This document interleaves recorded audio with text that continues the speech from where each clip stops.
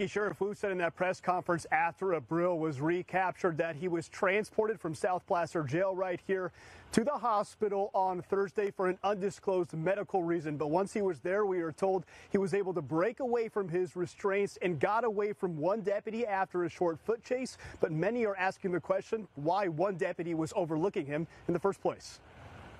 We hear them yelling, like put your hands up or you're gonna get shot. Escaped murder suspect Eric Abril recaptured on Monday afternoon, hiding in thick grass near Antelope Creek in this Rockland neighborhood. Law enforcement in the area descended quickly, and Abril was safely taken into custody. A sigh of relief for law enforcement when the manhunt ended safely after nearly 34 hours of searching. It's a serious responsibility, and the potential, I think, was huge for a horrific outcome. Fox 40 spoke with John McGinnis, who spent 31 years with the Sacramento County Sheriff's Office, 4 of them as sheriff.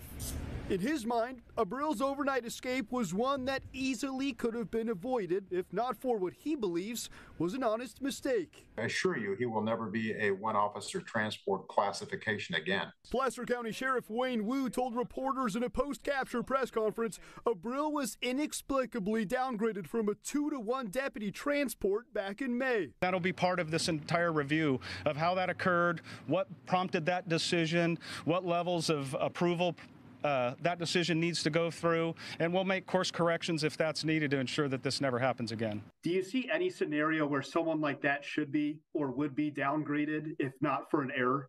I cannot imagine a scenario like that. McGinnis chalks it up to what's likely a clerical error at the jail. Given the background of this particular individual, that yes, it should be looked at in terms of the threat that he poses and also the incentive to get out. What happened inside the doors of Sutter Roseville Medical Center is still unclear.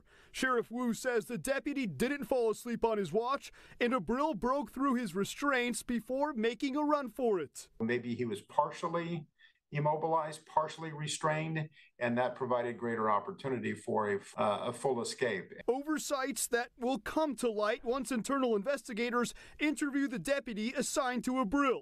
Mistakes to be mended so another inmate doesn't get away.